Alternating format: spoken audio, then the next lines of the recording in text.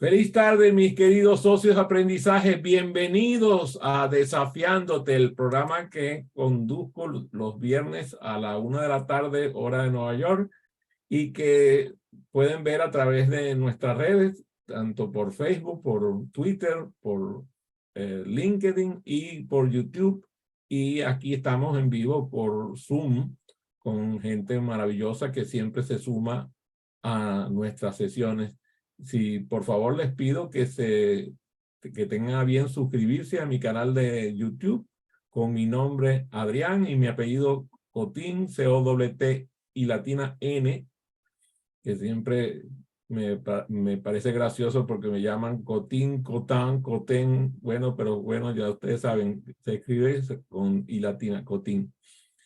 El día de hoy traigo a una persona de mi afecto, con quien me une una amistad de varias décadas. No voy a decir cuánto porque ella entonces dice que empecé desafiándola desde allí, pero la verdad es que nos conocemos desde que ella era muy jovencita, una niña prácticamente, y yo estaba grande. Bueno, tú sabes, los hombres tenemos que siempre reconocer que somos mayores.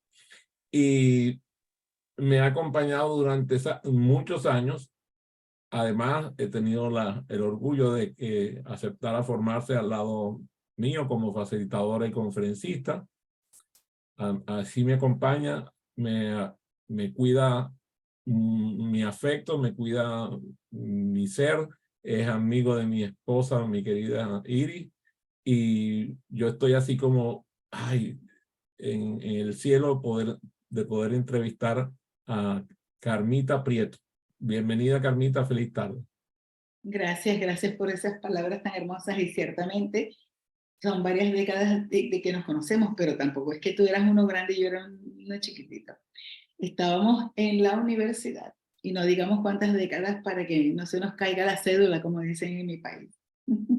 Lo que yo Bueno, te puedo decir es que tú tenías en ese entonces una figura esbelta y bella que todavía te mantiene, y yo te recuerdo con unos jeans caminando salteadito por los pasillos.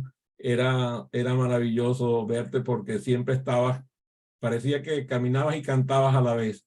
Y como en mi caso, no solamente eh, parecía que caminaba y cantaba, sino que cantaba en los pasillos de la facultad. Tú gozabas mucho con esas locuras mías de estar cantando en los pasillos de la facultad. Y fíjate que tú mencionas en el libro algo así como que esto no me puede estar pasando a mí. Inmediatamente me viene la canción de Gilberto Santa Rosa que dice así: esto no me puede estar pasando a mí.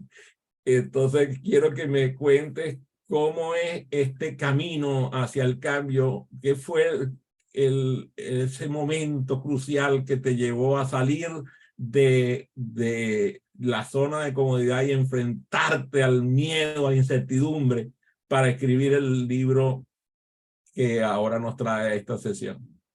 bueno, mira, esa exclamación de esto no me puede estar pasando a mí, ha sido un detonante de cambio varias veces en mi vida. Y quizás no fue precisamente el detonante para que empezara a escribir el libro, al contrario.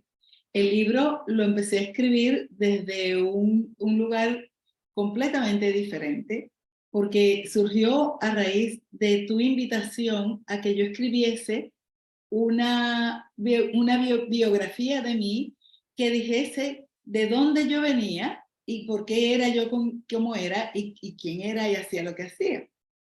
Y cuando me vi ante ese desafío, porque aquí Adrián como mentor es bastante desafiante, cuando me vi ante ese desafío, me puse a analizar y me di cuenta de que en unas páginas, en pocas páginas, no podía escribir por qué yo hago lo que hago, por qué soy como soy y estoy donde estoy, sino que ameritaba un libro.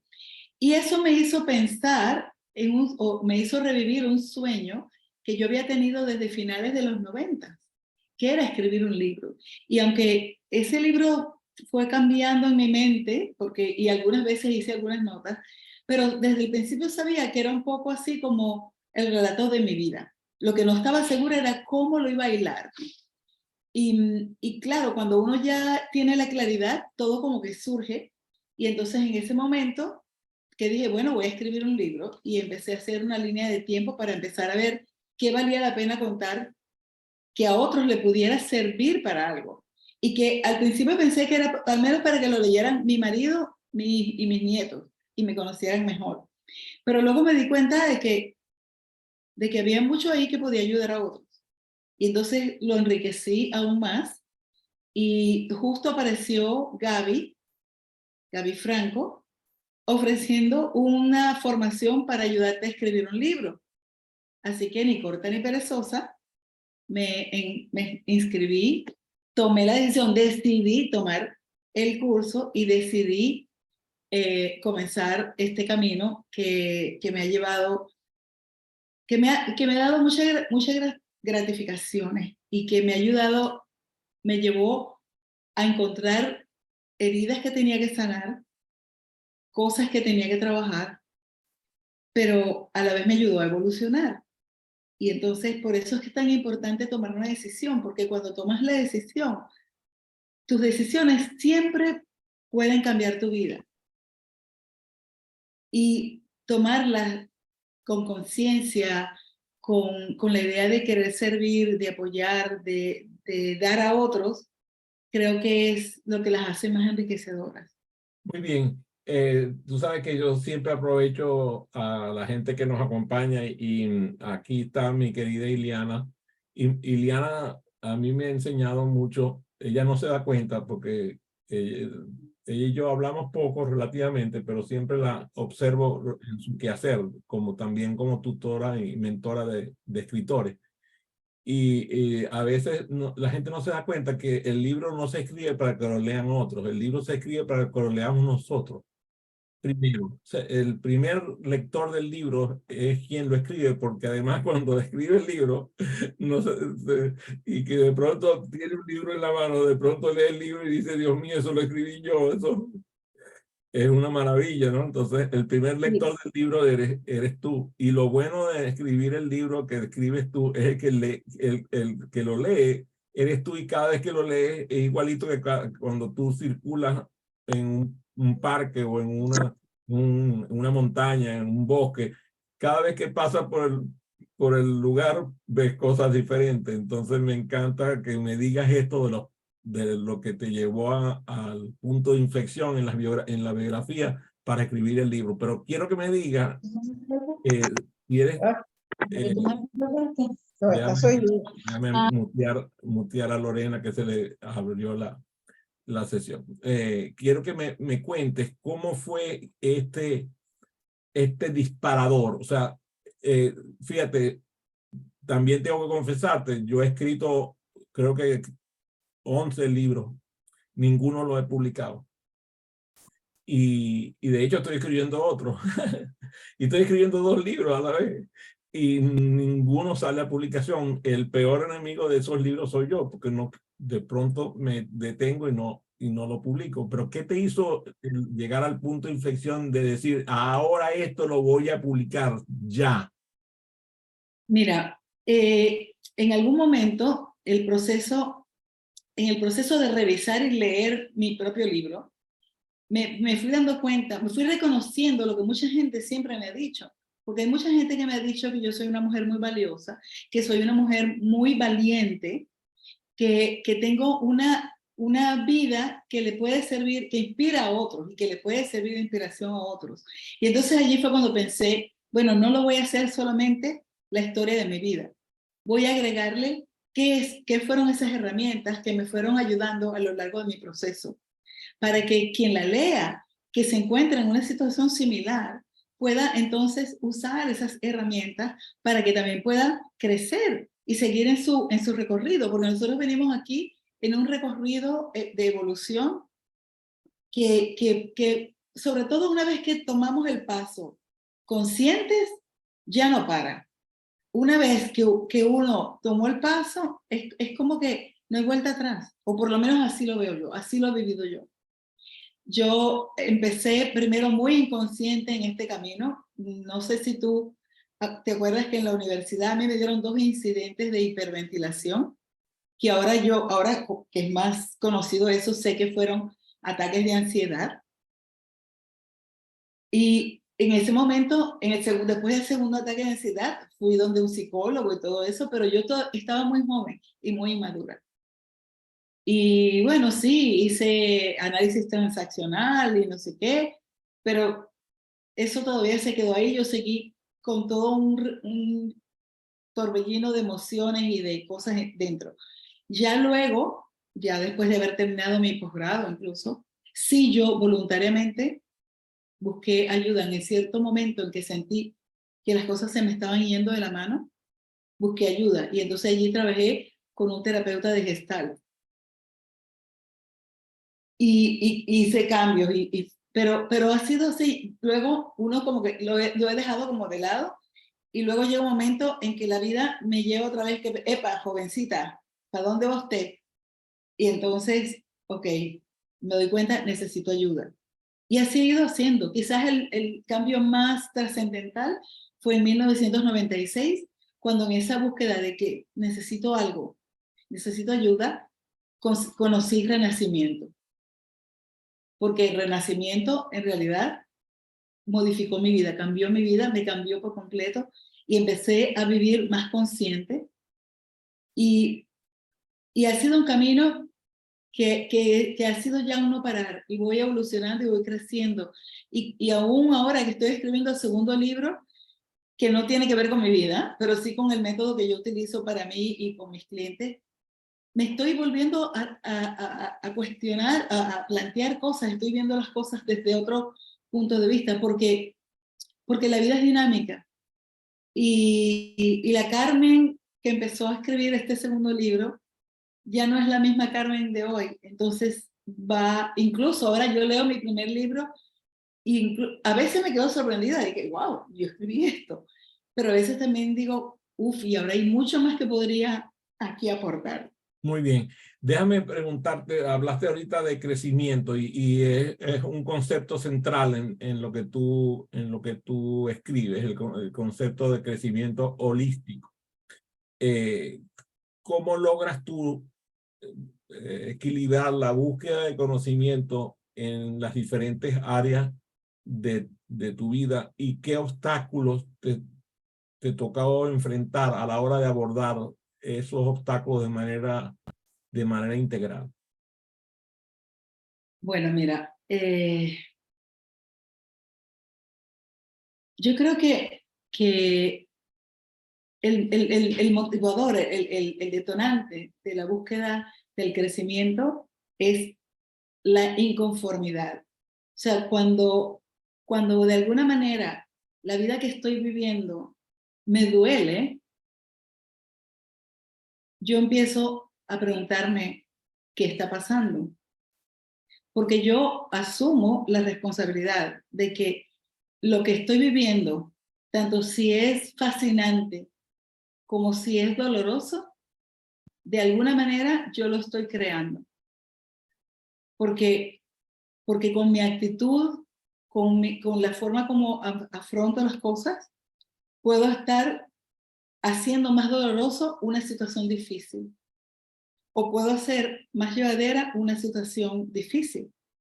Entonces, es ese dolor, porque el ser humano actúa porque se quiere alejar del dolor o porque se quiere acercar al placer. Yo creo que la búsqueda del crecimiento generalmente viene de querer alejarnos del dolor, o al menos en mi caso, así ha sido. Y el obstáculo que muchas veces me he encontrado es mi propio ego, mis propias dudas, o pretender que yo sola puedo resolver o encontrar la respuesta. Y muchas veces me regodeo en el dolor, en ese intento de querer yo encontrar la respuesta, hasta que llega un momento en que digo, no, necesito ayuda. Y aquí está entre las personas que están conectadas, está una amiga, Lorena Gallo, que ha sido mi compañera por muchos años y que nosotras nos llamamos una otra morochita, porque cuando alguna de las dos siente que necesita ayuda, le escribe a la otra. Y aunque estamos ya llevamos 16 años separadas, más de 16 años separadas de país. ¿Y por qué le escribo a la otra? Primero, porque yo sé que si yo estoy revuelta, ella también está revuelta. Y segundo, porque su manera de evolucionar es distinta de la mía, pero generalmente lo que ella está trabajando me sirve a mí y lo que yo estoy trabajando le sirve a ella. Entonces, el punto de inflexión es reconocer que las cosas no están como tú quieres, que ya no tienes tú las respuestas, que hay algo que no estás viendo, y entonces buscas ayuda, ya sea en una terapia, en una persona que te conozca bien o que esté tan bien, que sepas que está en un camino de crecimiento como el tuyo. Y eso es parte de esa responsabilidad como CEO y gerente general de tu vida. Si yo soy el CEO de una empresa y la empresa no está teniendo beneficios, no está teniendo resultados, tengo que preguntarme qué está pasando. Y la empresa más importante de mi vida es mi vida. ¿Y por qué digo que es un camino que no tiene vuelta atrás? Porque ya te empiezas a darte cuenta de que, epa, aquí hay algo que está en disonancia. Hay algo que no me gusta, hay algo que me hace ruido. Y entonces allí, bien sea por introspección o por desesperación, buscas ayuda. Fíjate que a mí, yo distingo muy bien el dolor del sufrimiento. Yo me alejo del sufrimiento, pero a veces me acerco al dolor porque el dolor me permite aprender. No puedo evitar, tengo a Iliana enfrente, siempre me lleva. Ella se acercó, vivió el dolor desde cerca con su familia, pero no se permitió el sufrimiento. Y de allí escribió su libro sobre el Alzheimer. Es interesantísimo. Tú hablas de que muchas decisiones de las que has tomado, las has tomado desde emociones negativas, desde situaciones en donde estás viviendo situaciones de emociones negativas en el pasado. ¿Cuál fue la estrategia que utilizaste para transformar la reacción ante la emoción negativa para poder ayudarte a salir de la emoción negativa y ayudar a otros a hacer lo mismo a través de tu libro? Mira, la estrategia quizás en el momento fue de supervivencia. ¿Ok? Luego, cuando escribí mi libro, pude darme cuenta de que yo había sido la persona que tomó la decisión de hacer el cambio. Pero cuando yo ahora es menos posible que yo tome decisiones basadas en la rabia, en el miedo, en el sufrimiento. Pero en el pasado las tomaba y ahora me doy cuenta de que en realidad habían opciones. Entonces, ¿qué es lo que pasa? ¿Qué es lo que hago ahora? Cuando estoy en una situación que no me gusta y que además está como repitiéndose y como empezando a causar sufrimiento, porque como tú decías, el dolor te puede ayudar a crecer. Pero cuando nos quedamos a veces en el dolor ya se convierte en sufrimiento, porque el dolor es inevitable, el sufrimiento es opcional. En ese momento es cuando empiezas a ver, ok, ¿qué opciones hay? ¿Qué otra cosa puedo hacer? ¿Hay algo aquí que puedo hacer? Y si no hay nada que puedo hacer, ¿cómo puedo yo mirar esta situación de otra forma? De manera de que yo crezca en este dolor y no siga estando en este círculo de sufrimiento, de padecimiento, porque el sufrimiento te lleva a sentirte impotente y a sentirte víctima. Y al final del día, nosotros tenemos la potestad de decidir si queremos seguir en una posición pasiva y de víctima o si tomamos una actitud más asertiva y empezamos a gestionar lo que esté sucediendo de manera diferente. Tú mencionas que, o sea, igual creo que coincidimos en eso, en que tenemos un credo y tenemos algo que es como una guía divina. Tú hablas de guía divina, yo también, que desempeña un papel importante en tus cambios personales. ¿Cómo comunica ese aspecto a un público que además perdió la referencia? Un público al cual decirle que, que está siguiendo la guía divina es como desafiarlo a algo que no cree, porque no cree ya en mucho, no tiene mucho credo. Entonces, ¿cómo haces para trabajar con ese público diverso sin alienar a aquellos que tienen una creencia diferente, una perspectiva sobre espiritualidad diferente? Ya, bueno, mira, yo trato de ser tan respetuosa como puedo de toda la visión, digamos, espiritual o cosmogónica de las personas.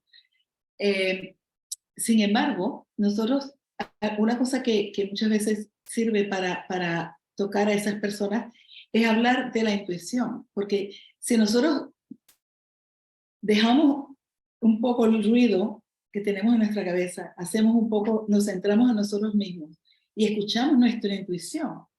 La intuición es muchas veces esa guía divina, porque muchas veces nosotros escuchamos ese mensaje que andamos buscando desesperados. A mí me han pasado cosas muy interesantes, perdón, y eso que yo antes no era tan, yo tengo más fe ahora. Yo crecí en la fe viviendo en un país musulmán, crecí en mi fe en Jesucristo, más de lo que había hecho en todos los años viviendo en un país católico, aunque parezca mentira, porque tomé el tiempo para escudriñar la Biblia y discutirla abiertamente con unos amigos, y eso nos nutrió muchísimo a todos. Pero bueno, el hecho es de que cualquiera que sea la creencia que nosotros tengamos, siempre ocurren casualidades, que algunos llaman casualidades o algo así. Y esas casualidades te pueden explicar la presencia de Dios. En mi caso, yo te voy a contar una experiencia muy particular que yo tuve una vez que estaba tocando fondo. Estaba desesperada. Y un viernes en la tarde estaba compartiendo unas sesiones de renacimiento con otra renacedora. Y luego al final de la sesión, yo me rendí a Dios. Le dije, Señor, yo estoy totalmente perdida. Necesito hacer algo, pero no tengo la menor idea de qué es. Dime, muéstrame lo que es. Si es que tengo que volver a la ingeniería, muéstramelo. Pero muéstrame porque estoy ciega, yo no veo nada, yo no veo salida. Eso fue un viernes en la tarde. El martes recibo una llamada de una antigua colega, quien pasó a partir de ese día a ser mi clienta, que me llama para preguntarme si tenía tiempo disponible para trabajar con ellos una asesoría. Y yo, por supuesto, le dije que tenía todo el tiempo. No tenía clientes de renacimiento, no tenía clientes de consultoría, nada. Y a raíz de ese momento, y eso fue a finales de 1998, yo mantuve una relación de contractual con esa empresa hasta el año 2003, que no solamente me permitió vivir tranquila y cómodamente, sino además abrirme a otros clientes del área de clientes internacionales, que de otra manera no hubiera sido. Entonces, en ese momento en el que yo me rendí, ya estoy ciega, no puedo más, muéstrame porque yo me atonté. Allí llegó. Y en parte, mira, yo soy una fanática de la visualización, porque yo además creo que si Dios nos creó a su imagen y semejanza, Dios nos creó creadores. Él creó el universo, nosotros creamos nuestro universito. Y la visualización es esa conexión con esa posibilidad más allá de ti, con ese ser divino, con esa guía. Cuando uno se deja ir en la visualización, ve cosas, siente cosas, escucha cosas. Y ya, en ese momento, ya está creado. Cuando se crea en tu mente, de hecho hay creo que es de, ahora no me acuerdo si es de Proctor, que dice, si los ojos de tu mente lo pueden ver, tu mano lo puede tener. La visualización es como esa conexión con Dios, porque nosotros nos conectamos siempre con Dios. Yo cuando voy a dar un taller, o cuando incluso voy a dar una sesión, o incluso antes de esta entrevista, hay una oración que yo siempre hago, que digo, Espíritu Santo, permíteme ser canal de tu amor y tu mensaje para estas personas. Tú sabes que te tengo que llamar la atención porque no te acepto lo del universito. Y ahí sabe que ya agarró, porque tú sabes que ella es muy rápida para agarrar eso. Eso del universito no te lo acepto. Fíjate, yo soy hijo predilecto de Dios, por lo tanto, yo no veo universitos, veo un universo tan completo como un universo que Dios me brinda. Tienes razón, tienes razón. Vamos a dejar a un lado lo del universito porque no está poderoso eso, no se parece a ti, por cierto. Gracias. El trabajo interno es definitivamente fundamental para crear la experiencia que tú deseas que la gente viva con tu libro, ¿verdad?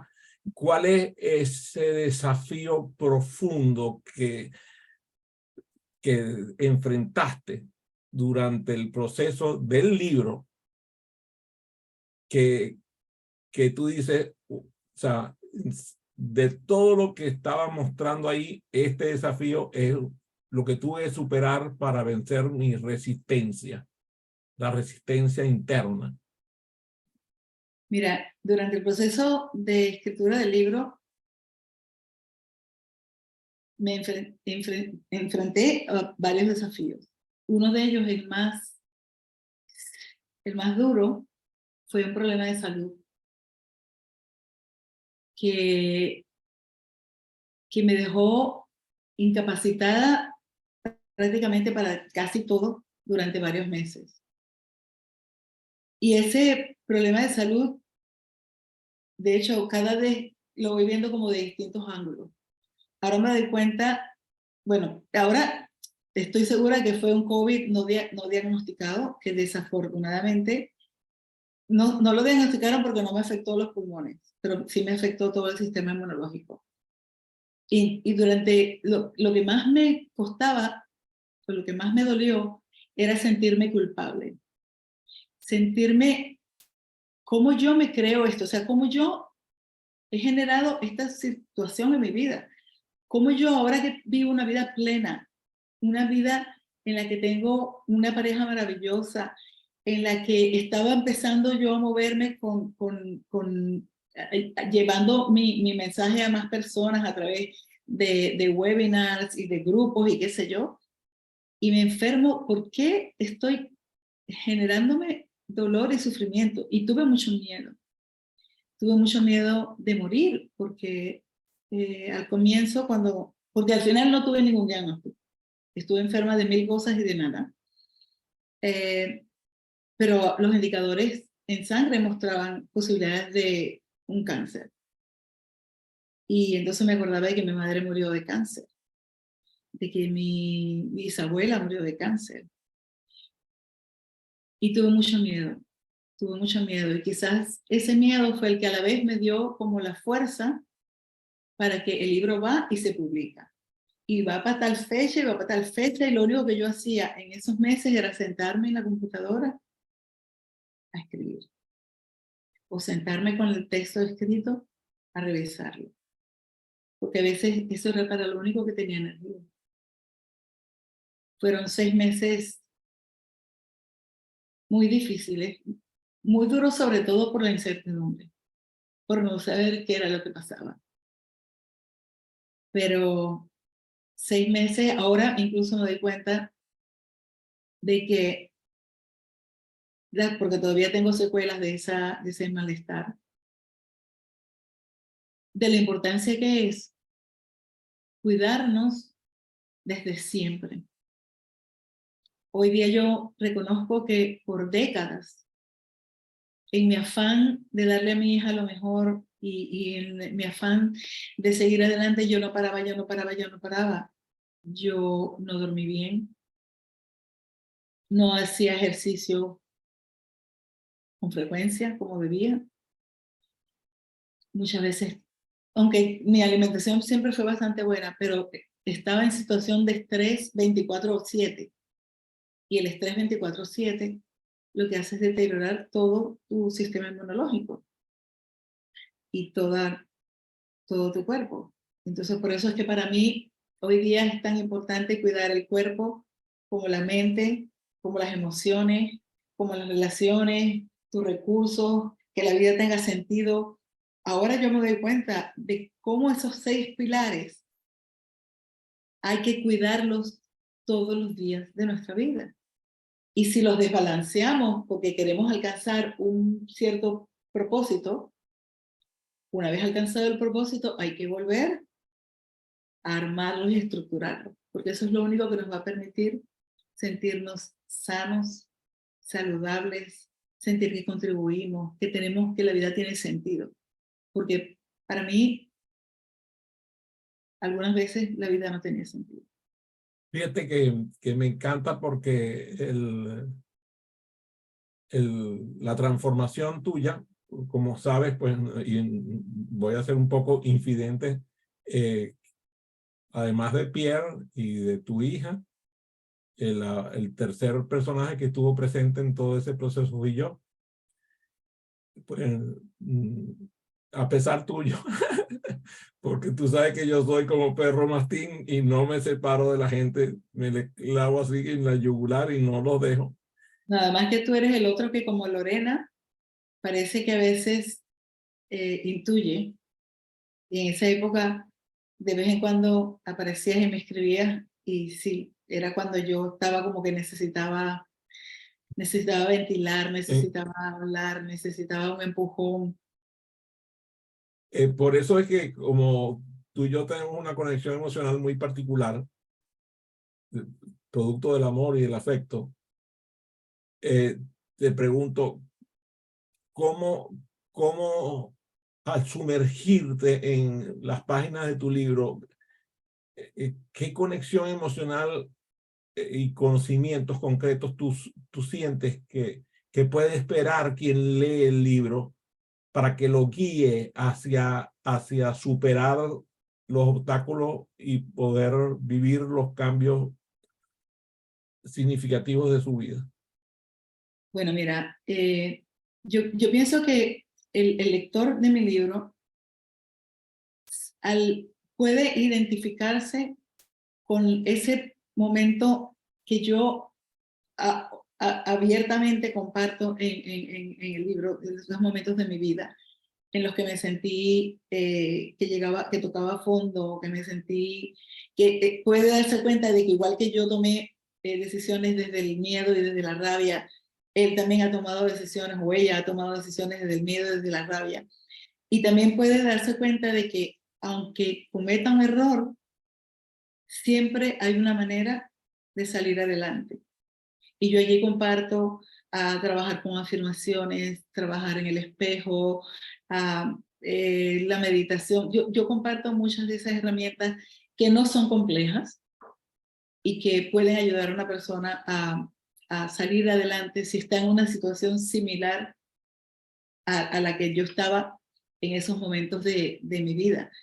Si en algún momento, por ejemplo, una cosa muy particular para mí es que yo ahora puedo verme bonita en el espejo, pero lo más sorprendente es que toda mi vida escuché decir que era bonita, pero en mi casa de niña me dijeron tantas veces que era fea, que yo nunca creí que lo era. Y me tomó décadas, casi 60 o más de 60 años, aceptar que sí, que soy bonita, que mis rasgos son diferentes, que soy llamativa y sobre todo aceptar que soy única y que aquella voz de trueno de mi niñez en realidad es una voz cálida que sirve para que otros confíen en mí y que esa curiosidad que a veces parecía mala me ha servido para explorar muchas cosas y para aprender muchas cosas y que todo eso aprendido y explorado ahora se lo puedo ofrecer a otros y decirles, mira, tienes esta opción, también puedes hacer esto, puedes mirarlo desde este ángulo. Y que incluso esa ingeniería con la que tanta rabia he pasado en mi vida, me sirve para explicarle a las personas que al igual que yo, que hacíamos en la clase de dibujo, que nos daban 2 caras de un elemento para que lo dibujáramos en 3 caras, cuando miramos las cosas desde otro ángulo, las cosas que miramos se ven diferentes. El profesor de Vicente, me hiciste acordar, el profesor de Vicente, que era el profesor de dibujo nuestro. Tú sabes que yo recuerdo cuando te dije de la figura en blue jeans y eso, y, si yo nunca hubiera sospechado que alguien te dijera a ti que no eras una mujer bella y atractiva, porque a mí me parecías bella y atractiva desde que te conocí, y siempre fue así. Y de hecho, el comentario con mi esposa es que bella es Carmita. Aquí está Betsabe, que está diciendo que bella es Carmita. Ahí está Mané, que además vive con un artista que pinta delicioso. Y estoy seguro que ella dice que Carmita es bella. O sea, yo no conozco a nadie que no diga que Carmita es bella. Entonces, Todo lo que no. escribiste me conmueve. Tú sabes que ella es así. Son terribles la gente lo que escribe en el chat, después la gente en público no lo ve. Tú dices de convertirse en el CEO y gerente general de la vida. Uh-huh. Esto implica empoderamiento, es un hecho.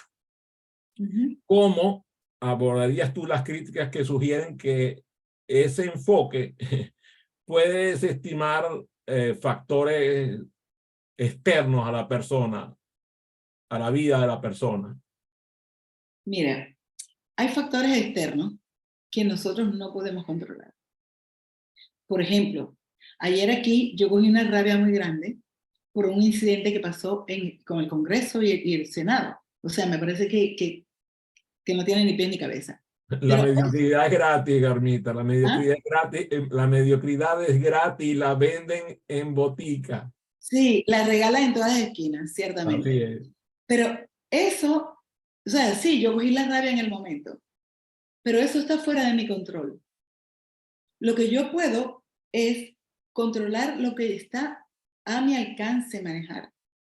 Manejar, o sea, tomar decisiones, hacer las cosas que yo puedo hacer, porque lo que hacen los demás está completamente fuera de mi locus de control.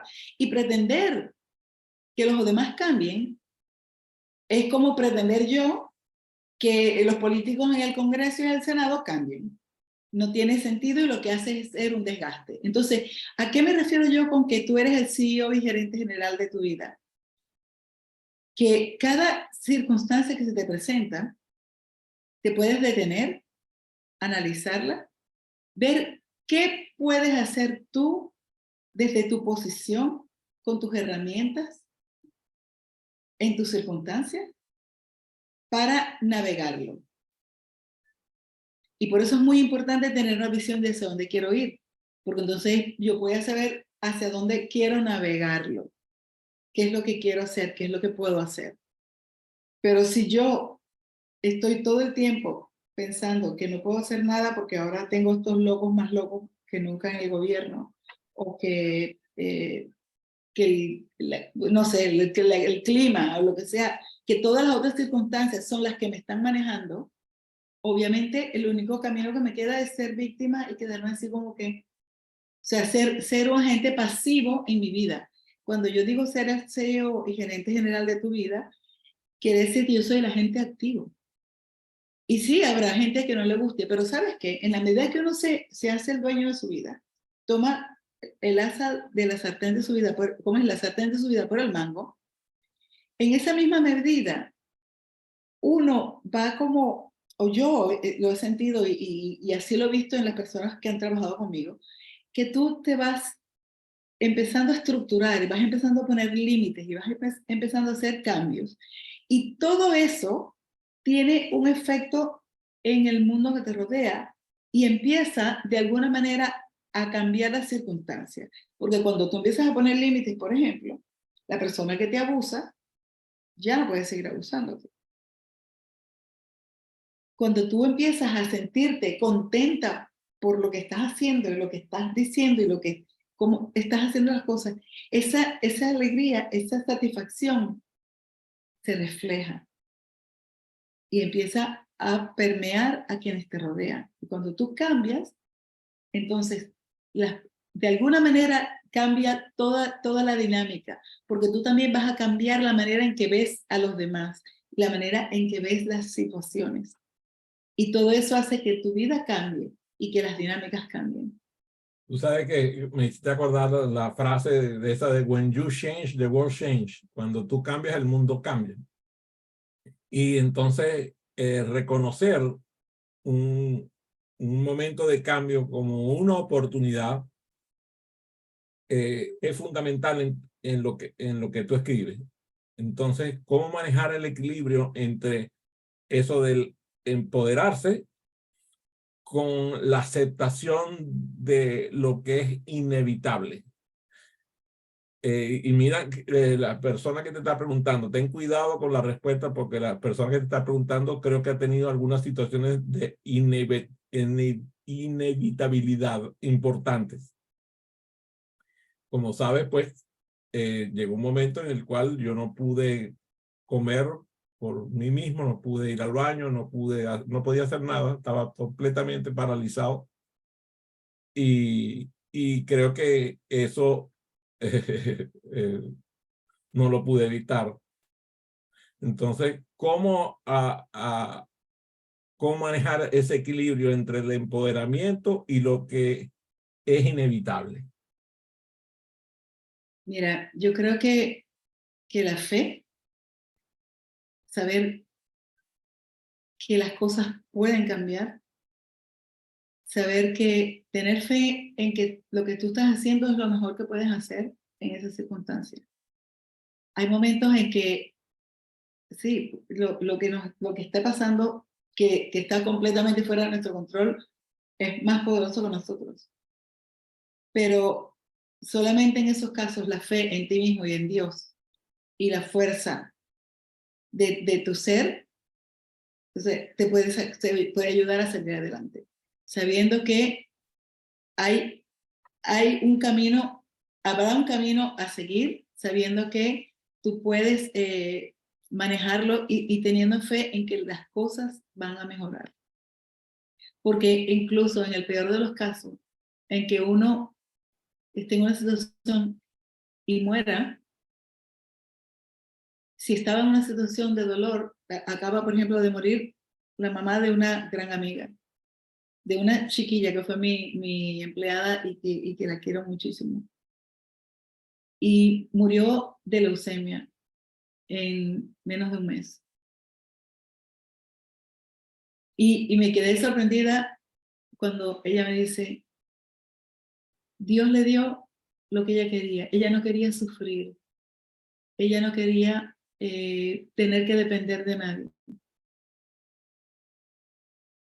Y eso es como ver las cosas desde otro lado, porque esta chica podría estar, porque mi mamá, porque se fue, Dios mío, si su hermana apenas acaba de morir, que no, ella, o sea, es esa toma de conciencia, de como que sacar lo mejor que puedes tener en esas circunstancias. Porque eso es lo único que puedes controlar, tu actitud ante lo que está pasando. Y allí voy a leer algunas cosas de las que están poniendo aquí, pues me van a pegar si no lo hago. Dice Betsabé, dice que siempre ha sido bella y admirada por todos nuestros compañeros de ingeniería, donde tiene aún varios admiradores. Yo recuerdo, fíjate que Betsabé pensaba que yo me había olvidado de ella, pero yo no me había olvidado de ella. no, y si la oyes reír, la risa de bebé es Muy bien. inolvidable. Y dice que Laura Virginia, su hija, te dice que ella quisiera tener la mitad de la seguridad tuya.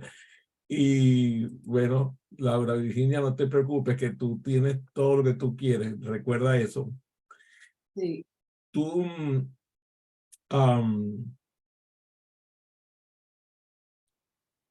le das mucho valor a la autenticidad, a la honestidad, como factores de transformación personal.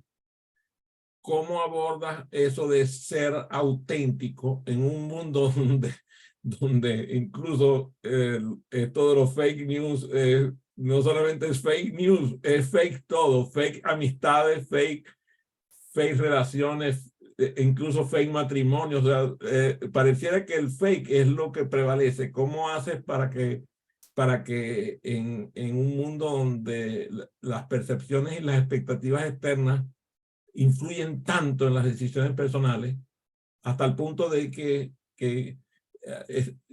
yo me pongo a pensar, mi hijo menor tiene 26 años, y yo digo, Dios mío, menos mal que llegó, que se hizo hombre antes de tener que criarlo ahorita en este momento, porque la verdad que veo a mis hijos criando a sus hijos y los admiro tanto que puedan sobrepasar esto de las percepciones. ¿Cómo abordas ese desafío para, para trabajar el tema de la autenticidad, la honestidad? Mira, no es muy fácil, pero una cosa que yo sí trato es de ser lo más congruente que puedo conmigo misma. Para mí siempre ha sido muy importante la opinión de los demás. Y eso es quizás el peor error que uno puede cometer. ¿Por qué? Porque lo que los demás digan de ti dice más de ellos que de ti. ¿Qué es para mí autenticidad? Para mí autenticidad significa que hay congruencia entre lo que yo hago, lo que pienso y lo que digo. Que yo actúo en línea con lo que creo, con mis valores. Y si a los demás no les gusta, a veces parece que uno sea odioso, pero no. A veces no te queda otra que, bueno, mira, si esta amistad la tengo que dejar de lado, la dejo de lado. No es fácil. ¿Por qué? Porque a veces hay amistades o relaciones que te desafían y en la que a mí se me mueve la culpa, el querer ser niña buena, que además ese ser niña buena se nos mueve a todas las mujeres porque a todas nos enseñan a ser la niña buena, a decir que sí, ay, a que te quieran. Pero poco a poco hay que ir, si esto no me gusta, no lo quiero en mi vida. Y poniendo distancia. Si esto no me está sonando, yo tengo que escuchar a mi intuición y yo tengo que escuchar a mi ser. Si algo no me suena, tengo que sentarme un ratito y pensar, son mis miedos, porque a veces nosotros tenemos varias vocecitas aquí. La del miedo, esa que te dice no puedes, eres muy vieja, muy joven, no sé qué. Entonces, es mirar si es en realidad tu ser, o es tus miedos, y qué es lo que en realidad quieres. O sea, si eso que está delante de ti se alinea con esa visión que tienes, te acerca a esa visión. Si, por ejemplo, para mí, mi idea de vivir plenamente es vivir sin angustias, relajado, en paz. ¿Sabes? Tener esa paz interior, saber que yo, con mis hechos, con mis actos, Al contrario, no hago daño a nadie, al contrario, trato de apoyar a quien pueda apoyar. Pero a la vez, sin descuidarme. Porque como dice una coach que yo tuve hace un tiempo, uno no puede dar de su taza. La taza debe estar rebosante. Y entonces das del platito de abajo, que en inglés se llama the saucer. Porque si tú das de tu taza, luego no tienes para ti. Y aunque eso es lo que nos enseñan a las mujeres a dar sin límites, cuando nosotros empezamos a dar desde la taza vacía, estamos dando con resentimiento. Hay unas facturitas ahí que se van acumulando. Porque estamos vacías, porque necesitamos estar plenas y desde la plenitud, desde estar lleno, yo te comparto mi abundancia. Pero si yo te he dado... Déjame detenerte ahí porque te tengo que tener. Detente, te he dicho que te detente, como dirían allá en Maracaibo. Me hiciste acordar del chiste de que las muchachas buenas van para el cielo, pero las malas van para todos lados. Exacto, eso es lo que tenemos que ser. No me puedo quitar el pensamiento, tú sabes, nosotros somos así, al que piensa mal, además tengo María Ángel que maracucha, tú maracucha, hay varias maracuchas en la sala, tengo que tener cuidado Vane con también la es presencia maracucha. abundante de maracuchos en la sala. Además, está diciendo algo que lo hemos conversado tú y yo. La hermosa te dice, póngase la mascarilla y después se la pone el de al lado. El otro te dice, mi papá te decía, ¿cómo se llama? En las puertas del cielo primero yo que mi padre. Y la gente no entiende que esas frases son frases sabias. O sea, cuando tú dices en las puertas del cielo primero yo que mi padre, es que primero entro yo al cielo y después te llamo, ven para el cielo que ya yo estoy aquí. Pero no puedes entrar al cielo, meter al otro al cielo mientras tú estás esperando para entrar. Eso no puede ser. Entonces, yo quiero que tú me digas, porque esto para mí es fundamental. Tú dices que cada vez que actuaste, tus circunstancias cambiaron, Cada vez que decidí. ¿no? Y cada vez que actuaste, porque el universo premia la acción y no el pensamiento. Eso es cierto. Las decisiones no son decisiones hasta que hay actuación. Eso me lo enseñó, me lo enseñaron cuando estaba muy jovencito. Entonces, ¿cómo puedes tú mostrar cómo tu actuación influyó en el cambio de tu entorno, en que incluso en inspirar a otros a hacer, a realizar acciones similares? Bueno, mira, por ejemplo, te voy a poner un ejemplo de una acción que tomé desde la rabia. Cuando yo terminé la carrera de ingeniería, yo tenía una relación terrible con mi madre, pero terrible. Me consta. Y si algo quería hacer yo era desaparecer, o sea, poner distancia entre mi madre y yo. Y tomé la decisión de que yo no iba a buscar empleo en el Zulia, en Maracaibo, que yo iba a buscar empleo fuera de el Zulia. Y así lo hice. Y me fui a trabajar a la refinería de Cardón y a vivir en un campo petrolero. Una niñita de 22 años que juraba que era muy madura y que sabía muchas cosas, pero que en realidad nunca había salido del entorno de su familia y sus amigos, que había vivido siempre en un ambiente protegido. Y me fui a vivir en un campo petrolero, que eso es como más o menos irse a vivir al infierno. Allí fue cuando tuve quizás el primer incidente de depresión fuerte. ahí fue cuando empecé a tomar prescrito Ansiolítico. ansiolíticos, sí. Ya yo había empezado desde adolescente. De hecho, mi amiga Lorena y yo, las dos, nos hicimos adictas al calcironat, ¿ok? Y eso que en esa época no nos conocíamos, pero porque ya yo de adolescente empecé a tener problemas de ansiedad, que en esa época nadie llamaba eso ansiedad. Mi mamá usualmente me amenazaba con unos cuantos, te quieto, te voy a dar lo que te mereces. ¿Y qué pasó? Que yo ahí tomé una decisión desde la rabia. Y mi entorno, mi vida, en vez de mejorar, se fue a peor.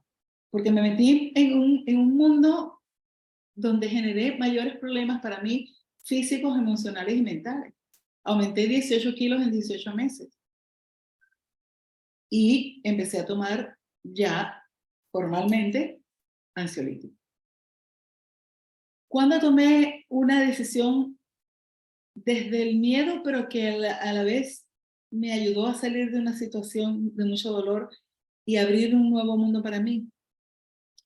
Cuando, viviendo con el padre de mi hija, un día me visualicé que lo agarraba por aquí por la camisa y lo golpeaba contra la pared hasta que él se desvanecía bañado en sangre.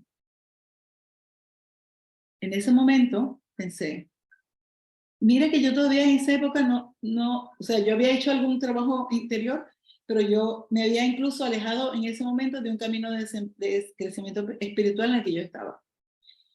Pero en ese momento me di cuenta de que si yo lo había visto, lo podía hacer. Y que si yo hacía eso, yo iba a ir a la cárcel, él iba a estar muerto y mi hija se iba a quedar sola. Y tomé la decisión de dejarlo. Y prácticamente cogí mi ropa, a mi hija, y gracias a la ayuda de mi madre, me fui. Y allí empezamos mi hija y yo a tener otra vida diferente. Y para llegar allí, fue cuando ya llegué ahí, ya era como que el dolor era ya el que iba a ser insoportable. Porque ya yo llevaba tiempo queriéndome separar, pero pensaba que no podía. Y yo no iba a poder sola con una niña. Y mira, pude y repude. Es más, le doy gracias a Dios de haber tomado esa decisión porque le di una vida a mi hija que de otra manera ella no hubiera tenido. Y la alejé de la violencia de su papá. Muy bien. Esta entrevista está llegando ya a su final por la hora. Voy a tener que hacer una segunda edición porque se me quedaron muchas cosas en el tintero. Pero sí termino con un agradecimiento a ti y a la gente que se conectó en la sesión de Zoom. Gente tan linda como Liliana, Betsabe, Ana María, Elvira, Estela, Mane, María Ángela, Susana Uberman desde Argentina, ¿sí? Es nuestra amiga de Argentina, María Carolina. Ángel. Sí, desde Portugal. Muy bien, ahí está. Ana María también es de Portugal, pero está en Valencia ahorita. Y a ti particularmente, mi querida Carmita, te doy las gracias por haber aceptado esta entrevista y esta conversación que me resultó maravillosa. Y te doy este minuto el minuto para terminar y despedirte. Ya, bueno, muchísimas gracias a todos por acompañarnos esta tarde y espero que de lo que hemos compartido, algún tip, alguna cosita les inspire a comenzar a ser la CEO o los CEO y gerentes generales de su vida. Recuerden que siempre ustedes pueden tomar la decisión porque son siempre los que están tomando la decisión. Muchas gracias. Que Dios los bendiga. Muchas gracias a todos. los veo la semana que viene en un nuevo programa de Desafiándote. Que tengan un fabuloso fin de semana.